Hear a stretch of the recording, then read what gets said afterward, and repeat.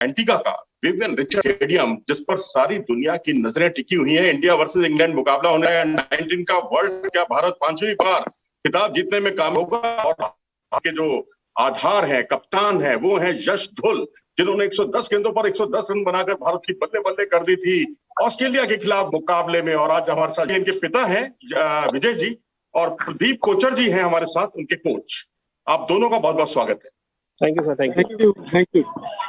सबसे पहले विजय जी और कोचर जी, आप दोनों को बहुत बहुत बधाई हो। और प्रदीप जी, मैं आपसे शुरुआत करना चाहूंगा कि भारत वर्सेस इंग्लैंड मुकाबले को आप किस तरीके से देखते हैं? कितनी संभावना है भारत के जीतने की? मैच अच्छा होगा, फाइनल है, बच्चे छोटे हैं, प्रेशर मैच होता है। फाइनल कोई भी टूर्नामेंट खेलो, फाइनल एक फाइनल ही होता है। छोटे बच्चे घर में होंगे, बट मुझे लगता है कि जैसे ये लोग सेमीफाइनल खेले, वैसे ही अगर मिलके अपना अपना रोल सबको पता होगा कि जो हमें कोचेस होता है उसको अगर फॉलो करेंगे तो ये मुझे लगता है मैच जीत।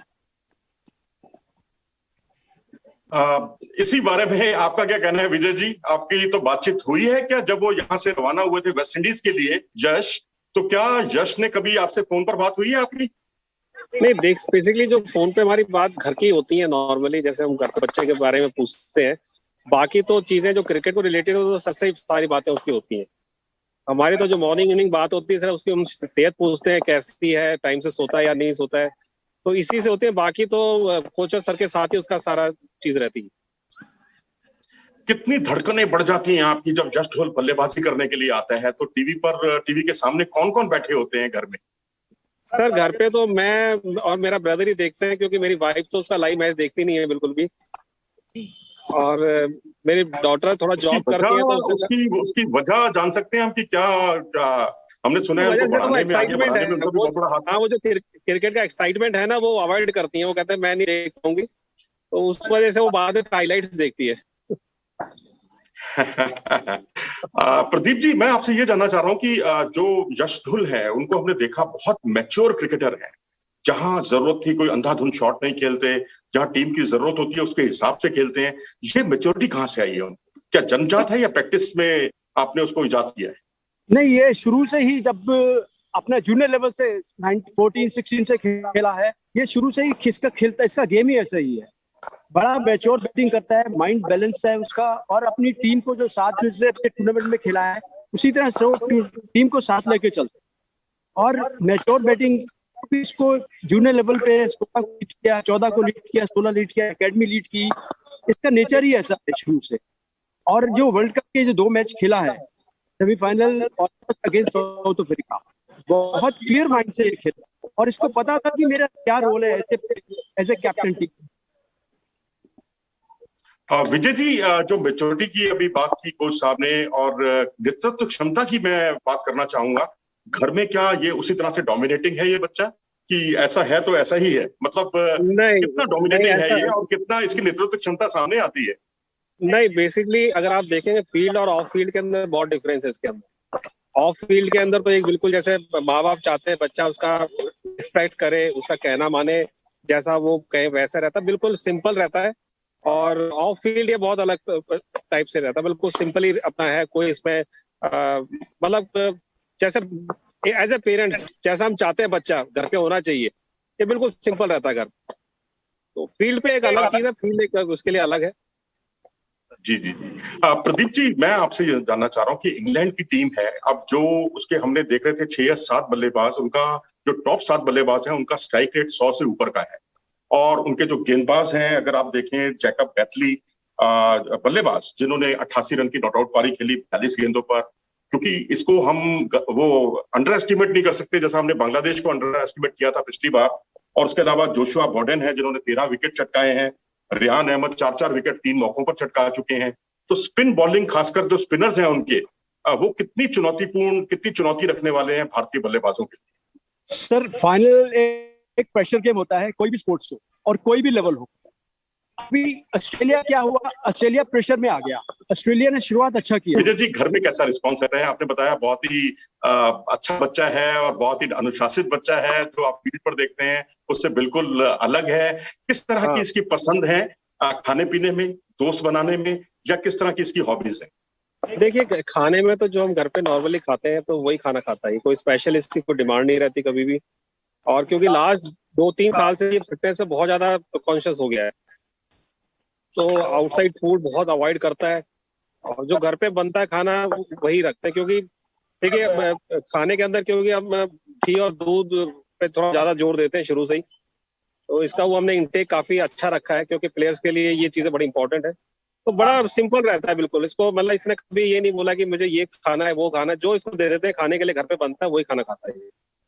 और विजय जी घर में इसकी भी बहुत शुरुआत, जी जी प्लीज। अच्छा, आप बताएं सर। विजय जी इसकी शुरुआत कैसे हुई, इसके क्रिकेट में कैसे आया ये बच्चा, क्योंकि घर में कोई ऐसा और कोई क्रिकेटर नहीं था।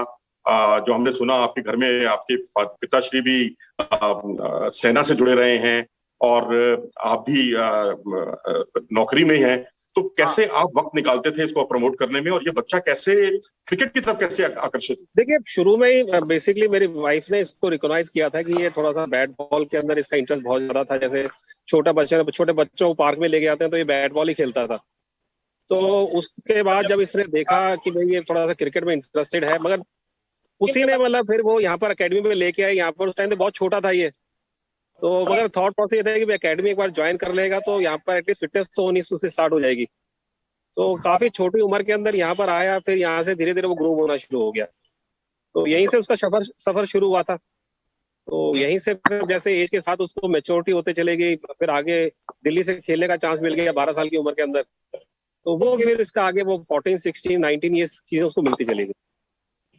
विजय जी इसके अलावा हमने देखा ये बाल भवन स्कूल जो है द्वारका, वहां भी कोचिंग लेता है। हाँ, तो ये हाँ, क्या मैनेज करते हैं आप किस तरह से, कि मतलब 3 दिन ये वहां जाते हैं 3 दिन इधर जाते हैं, हाँ, या थोड़ा किस सा तरीके से मैनेज करते हैं? जो टाइमिंग है उस हिसाब से ये अपने आप को मैनेज करते हैं कि यहाँ की भी टाइमिंग होती है, वहाँ की टाइमिंग होती है, तो वो मैनेज कर लेता था वो। क्योंकि स्कूल के अंदर क्रिकेट है तो फिर वहां पर भी अटेंड करना पड़ता था, तो वो चीजें मैनेज हो जाती है। अकेडमी के टाइमिंग कई बार डिफरेंट डिफरेंट टाइमिंग रहते हैं, तो वो चीजें मैनेज हो जाती थी। इसका रोल मॉडल कौन है? हमने सुना है कि इनका कोई रोल मॉडल नहीं है, जहां कुछ सीखने को मिलता है बस ये सीखने की ललक रहती है, और इसने कोई अपना रोल मॉडल बनाया ही नहीं है। कितना सच है इस हाँ, बात में? बिल्कुल सही कह रहे हैं। क्योंकि हमने भी कई बार पूछा कि, तो इसने बोला नहीं, मैं सभी को, क्योंकि इसका ये थॉट थी कि जो भी इंटरनेशनल प्लेयर उस लेवल पे पहुंचता है वो सारे यूनिक होते हैं, तो सभी के अंदर कोई ना कोई एक क्वालिटी होती है, तो वो उसको पिक करने की कोशिश करता था।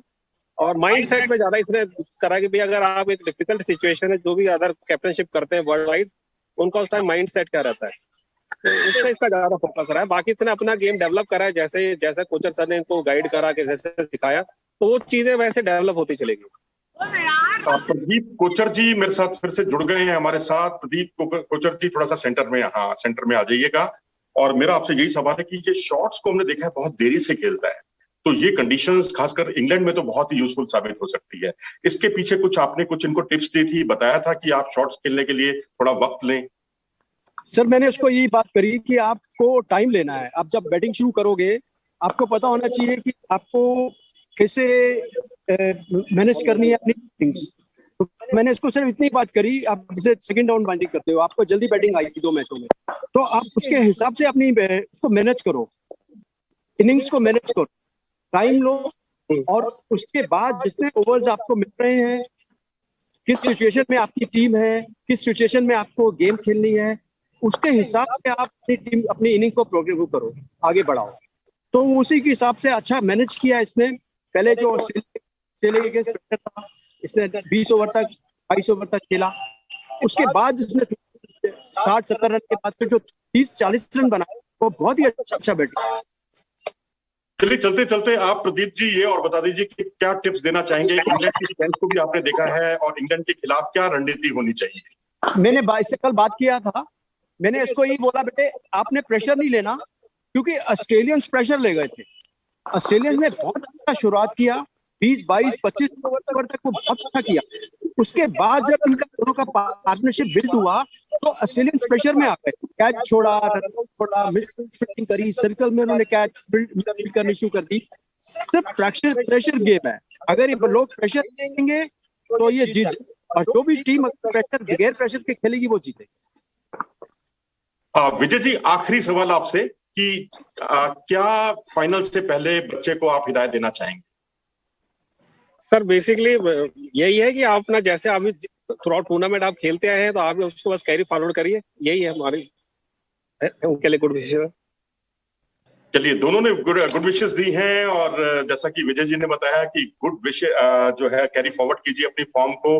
अब क्योंकि वर्ल्ड कप का मामला है, वर्ल्ड कप जीतने जा रहा है भारत, तो यहाँ थोड़ी सी चूक बहुत बड़ी आत्मघाती साबित हो सकती है। लेकिन वहीं जो उनके कोच हैं, उनका भी बहुत ही साफ तौर पर कहना है कि उनसे लगातार बात हुई और हमने कहा अपने पेशेंस को बना के रखिए और किसी तरह की जल्दबाजी से बचिए, जो जल्दबाजी की शिकार ऑस्ट्रेलिया की टीम हुई है। आप दोनों हमारे साथ जुड़े, आपका बहुत बहुत धन्यवाद, और हम उम्मीद करते हैं कि भारतीय क्रिकेट टीम इस बार पताका लहराएगी 5वीं बार वर्ल्ड कप अंडर 19 का खिताब जीतकर।